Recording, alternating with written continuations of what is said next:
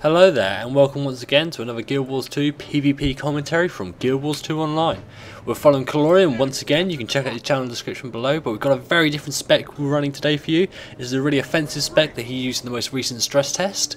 We've got a sword and focus in one weapon set and then the scepter and shield in the other weapon set, so we're going to see how he plays with this. You see him come up here just knocking out this window. That allows his teammates to see what's going on a little bit better. It also let him check what was going on in there.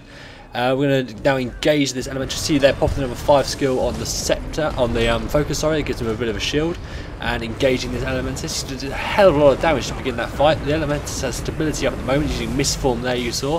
He's trying to keep himself alive, but Columbia's doing a hell of a lot of damage. It seems this build is very, very strong, so if you are looking for a Guardian offensive build, I would check out the one in the description. He's also tanking this Ranger. The Ranger's using a great sword at the moment. That's a really offensive weapon for the Granger. Quite strange. I'm quite confused why the melee weapons do seem to be pretty good for the Ranger and the long range weapons not quite as effective, but we'll see what happens. I did enjoy the longbow more than the greatsword, but it does seem a little bit strange that they balanced it that way at the moment. So yeah, Claw's been pushed away. He hasn't got quite the same survivability as he does in his more variable setup that he had in the videos I've uploaded before, but he's still very strong. You see him there, he's just popping his elite skill. This is the Tomb of Courage. In the two versions of this, the Tomb of Courage and the Tomb of Wrath. The Tomb of Wrath is more offensive, but he is running the Tomb of Courage with this build, which is more defensive but a lot more effective. It's quite strange. I think there's another balance issue there. Hopefully that will be sorted, but I think the Tomb of Wrath wasn't quite as powerful as the Tomb of Courage, mainly because that massive heal made it so powerful. So we're coming up back here now, come back to the windmill. Seems there's a Mesmer here from the blue team to assist Chlorium, but there's also a Mesmer arrived from the red team. So we're going to see them try to 2v1 this Mesmer while waiting for the other players from the red team to come down and engage them. So here he's using his scepter and the shield right there.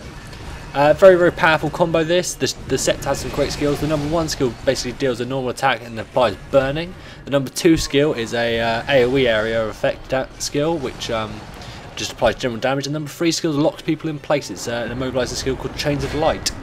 So we see him now, he's finished off that Mesmer, so he's going to come up here and re-engage in this major fight. We seem to have 3 players now from the red team and 3 players from the blue team, so it's pretty even. We'll see what happens.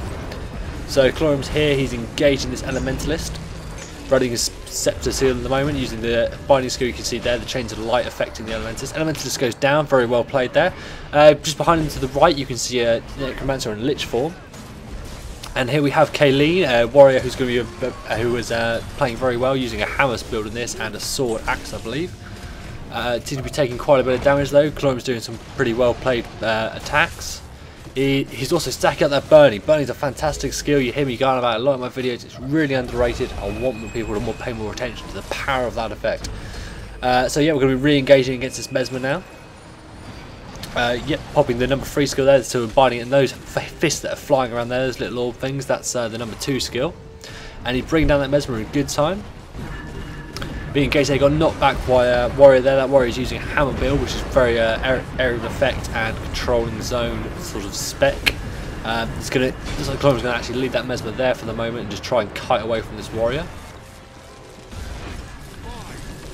He's using his skills there. You can see using the number 4 shield skill there, which applies him some protection. Switching back over to his sword focus combo. There's number 5 skill there. You see that large barrier around him? That's a very effective skill. It basically shields you against some damage for a few attacks, and then it explodes when it's broken, which is pretty effective. He brings down the warrior. Very well played. Seemed to have a lot of assistance from his teammates in that kill, which is very good organisation there from the blue team. So Chlorium's now going to come up here and attempt to recapture the clock tower from the reds. So a brief couple of notes about his build that he's running in this game. The utility skills he's using are Retreat, which is a shout which grants Aegis and Swiftness to yourself and nearby allies. Smite Conditions, which removes conditions and damages nearby foes. Damage is doubled if the condition is removed, so it's a pretty powerful skill there. And Signal of Wrath, which grants you increased condition damage and immobilization to targets. And we can see Chlorium here get back into this game. He's fighting Kayleen at the moment, being forced to push back a little bit towards the keep. Kayleen's engaging, he's running a hammer spec there. Just popping their elite skill, you saw it there, the switch from the Signet to a Swiftness boon, a Might boon and a Frenzy boon. Fury boon, sorry. So yeah, you can see Kayleen's chasing him down now, still running this hammer build, forcing Chlorium to run right through the entire building. There we go, popping the Tomb of Courage once again, using a massive heal here, which is going to boost up his teammates. If you watch on the left hand side of the screen, you'll see their healths go up. There we go. Popping number 2 skill down is Scepter, which is dealing a hell of a lot of damage. Kayleen's still up and running. Very powerful warrior, this build that's used in this game. You can see it there taking a hell of a lot of damage, using the skills really, really well. Hammer Spec was pretty underused. I mean, everyone was running the axe build and the greatsword build, not really paying much attention to everything else, but some really good weapons for the warrior that are just really underrated at the moment while everyone's running these burst specs. So really, players should really start looking into what they can do. You can see they're using quickness, the quickness boon on the Kaylene. It didn't actually help her. She didn't manage to do enough damage in that time, and it got a rally very well timed. There looks like Chlorine will still finish her off once again. Yeah, then there she goes, using Zealot's Blade there to finish her off. Sorry, Zealot's Defense. Very strange now, I always find that. It looks more like a blade skill to me than a defensive skill, even though it does give you a barrier in front of you that blocks projectiles as well.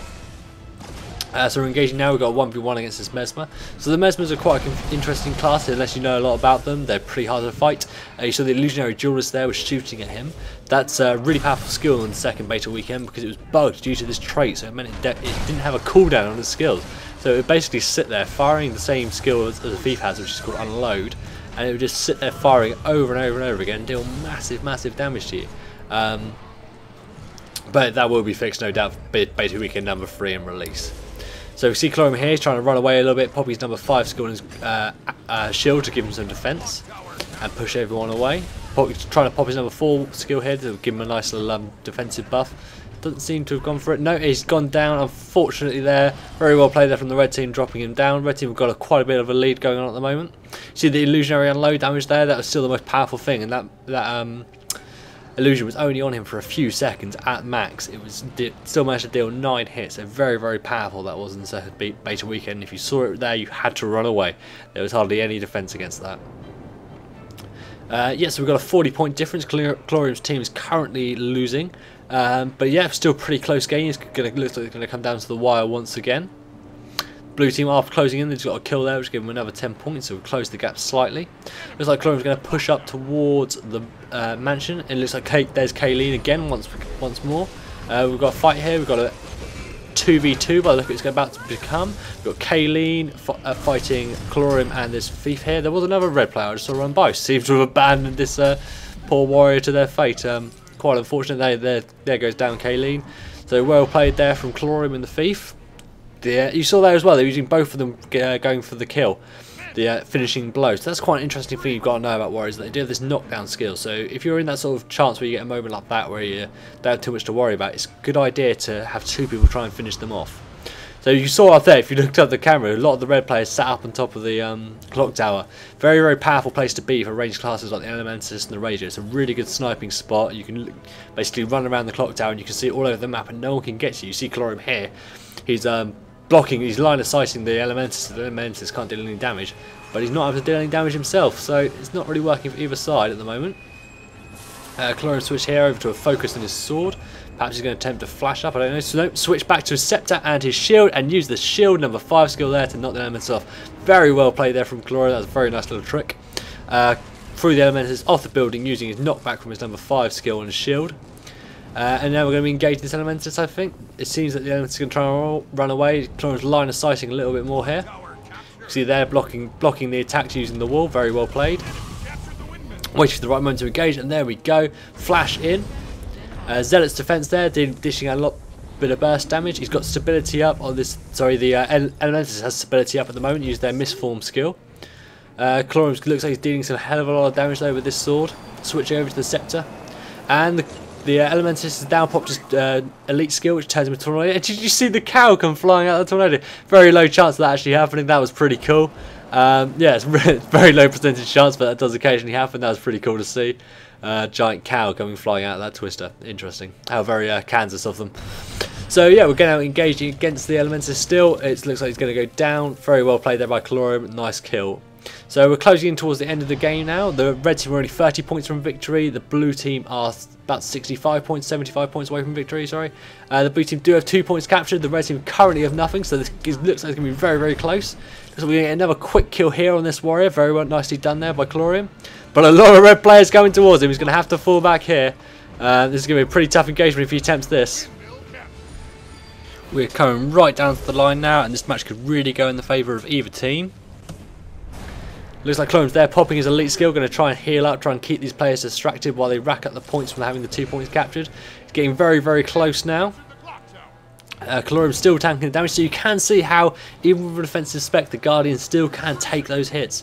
You just got to be able to make sure you pick the right utilities, have a little bit of defense in there as well. Don't go full out offense because you will get rolled. It's getting very close now. The red team win. 6 points away for the blue team. Very, very close. Very well played there by both teams. So thank you for watching. I hope you enjoyed this video. If you are interested in having your videos commentated on from the next beta weekend or after release, please get in contact with me. I'd love to do some more commentaries. I'm looking for people to film games. I want to get a nice variety of stuff coming up on this channel. So if you're interested in that, let me know. Leave me feedback in the comments below if you can. And subscribe to this channel. It will help us, support us. Do whatever you can. Thank you very much.